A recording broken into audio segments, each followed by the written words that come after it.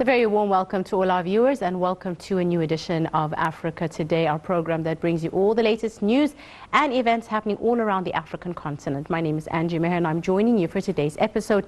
As usual, we begin straight away with some of the news making the headlines. We're in a speech at the opening session of the Africa Climate Week 2022 held in Gabon's Libreville. Cairo emphasized the need for equitable climate change action.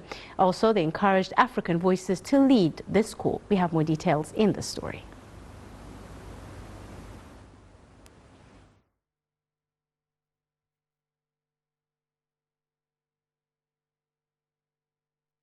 COP27 said that African voices, including civil society, youth, women, farmers, workers, academia, and the thriving private sector must be encouraged to call for equitable climate action. He said implementation should be guided by the principle of common but differentiated responsibilities and respective capabilities, CBDRRC, of the United Nations Framework Convention on Climate Change, UNFCCC, that acknowledges the different capabilities and differing responsibilities of individual countries in addressing climate change. He said in his speech that Boston Consulting Group signs MOU with Egypt to be exclusive consulting partner for COP27.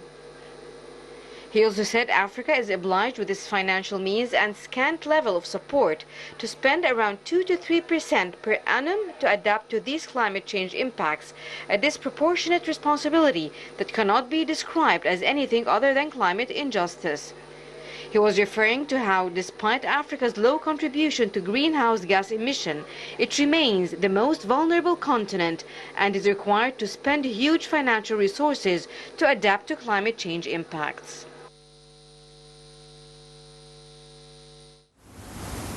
Welcome back, ladies and gentlemen. We're now delighted to be joined over the telephone by Dr. Raouf Ghaffar, our guest for this afternoon. It's a very good afternoon to you, Doctor.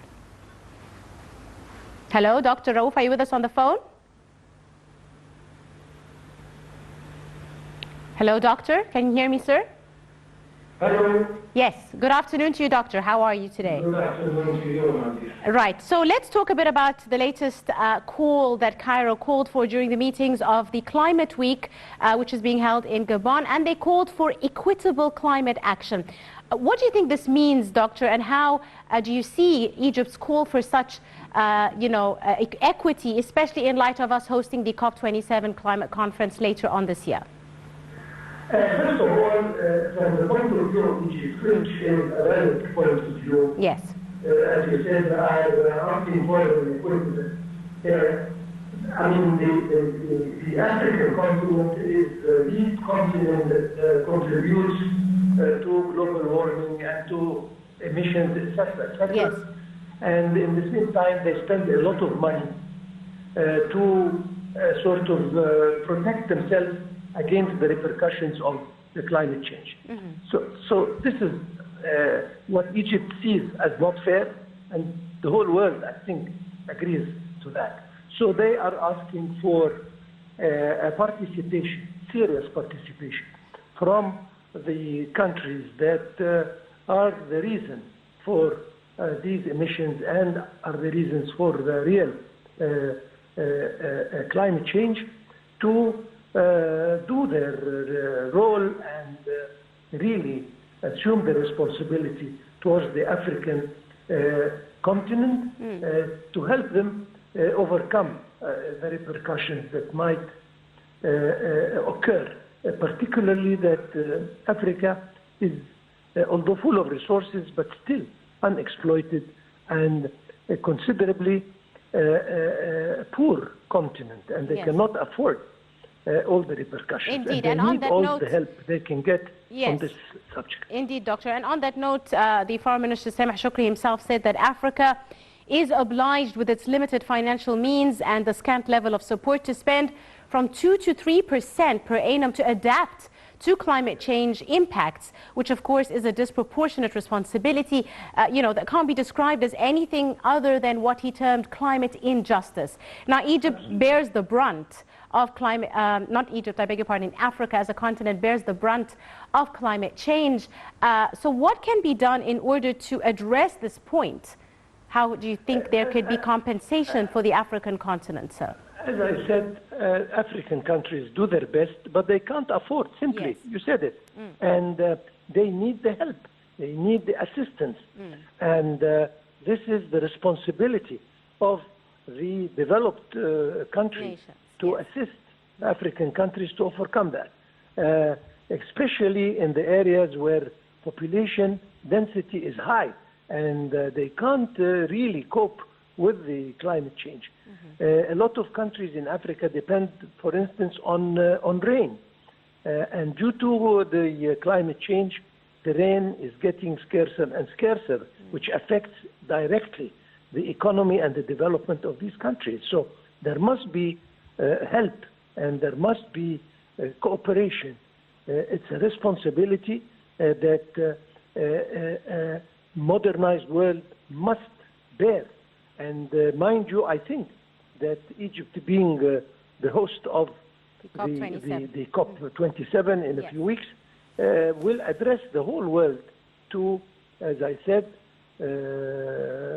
do what they have to do and be responsible of what is happening due to them to poorer countries. Absolutely. And on that note, Dr. Egypt has a very great opportunity as they are hosting the COP27, like you said. And Cairo has said in previous talks that it will be asking the developed nations to live up to their pledges. They have pledged already in other sessions of the COP to support developing nations with financial aid to deal with climate issues. Yes. Right. We know that the world has been subject to different occurrences and events. Some of them are totally unexpected, like the COVID-19 at one time, like now the conflict between Ukraine and Russia, which have affected, of course, the chains of distribution, food, etc., etc. And these are things, although we had nothing, I mean, most of the world had nothing to do with, but still there is a certain responsibility. Yes. To make sure that help is arrives to such a poor country in order to help them to develop and to overcome the repercussions of such a thing. Egypt is doing a great effort as far as internally, I mean, and externally, because they feel responsible of a lot of Africa's people and states. And I think that the COP27 will be a very good opportunity for Africa and for Egypt to address the world, as I said, to help and assure that Africa does not suffer anymore from the repercussions and consequences of the climate change. Speaking about climate change consequences, Doctor, do you think now that European countries have really experienced, the wrath of climate change? We're speaking about droughts, flooding, wildfires, lots of different climatic changes that have really affected them negatively. Do you think they will pay more attention and have more stringent measures when it comes to climate change? Absolutely. Absolutely. They started suffering themselves, so they know what suffer is, and if they can afford, they have to understand that a lot of other countries who had nothing to do with the climate change still suffer more. So once you feel the repercussions of the climate change yourself, you can understand how agonizing it is to other countries and how it is of your responsibility to help them out of this. Absolutely, absolutely. One final question, Doctor, please. As Egypt will be hosting the COP27, just as you said, in a few weeks, how is this an opportunity for Egypt to really present Africa's united stance when it comes to issues related to climate change? First of all, the COP27 will be the biggest gathering of countries to tackle this important phenomenon. Yes. And there is no better occasion than this gathering for Africa to cry out for their needs and for the whole world to come at, if I can use the word, at the rescue of the African continent and help them find a solution to the repercussion of which, I repeat, they had nothing to do. Indeed. I'd like to thank you very, very much, Dr. Raouf Ghaffar, our guest and our analyst for this afternoon. Thank you so much, sir, for joining us and for your time. And to continue with more news from this time Algeria, where French President Emmanuel Macron and his Algerian counterpart Abdelmadjid Tebboune declared a new irreversible dynamic of progress in their nation's ties. The declaration came at the end of a visit by the French president to the North African country. We have more details in this story. French President Emmanuel Macron and his Algerian counterpart Abdelmadjid Tebboune declared a new irreversible dynamic of progress in their nation's ties, concluding a visit by the French president aimed at ending months of tensions. The three-day visit comes less than 2 months after Algeria marked 6 decades of independence following 132 years of French rule and a devastating 8-year war. It also comes as European powers scramble to replace Russian energy imports, including with supplies from Algeria, Africa's top gas exporter, which in turn is seeking to expand its clout in North Africa and the Sahel. In their joint declaration on Saturday, the two leaders said France and Algeria have decided to open a new era, laying the foundation for a renewed partnership expressed through a concrete and constructive approach focused on future projects and youth. At the signing ceremony, Tebboune addressed his guest in French, gushing over an excellent, successful visit, which allowed for a rapprochement which would not have been possible without the personality of President Macron himself, as he said. Ties between Paris and Algiers have seen repeated crises over the years. They had been particularly cold since last year, when Macron questioned Algeria's existence as a nation before the French occupation and accused the government of fomenting hatred towards France. Tebboune withdrew his country's ambassador in response and banned French military aircraft from its airspace.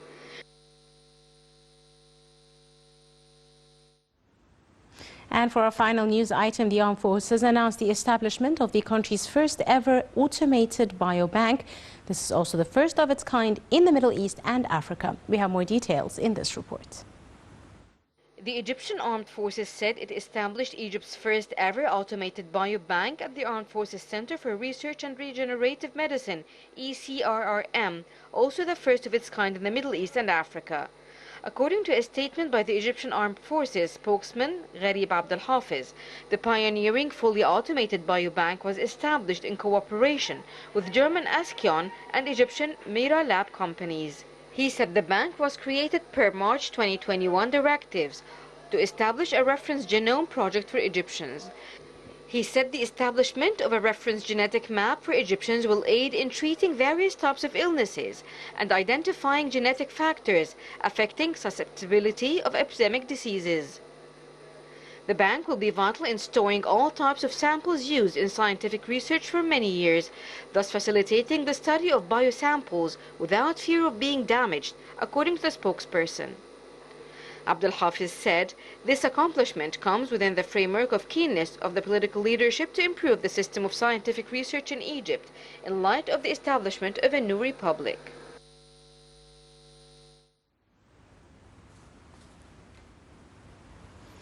And ladies and gentlemen, with this final news item, we wrap up today's edition of Africa Today. Do join us again just after 2 p.m. tomorrow for a new episode with a new crew. Till then, you're in the company of myself, Angie Meher. Many thanks for watching.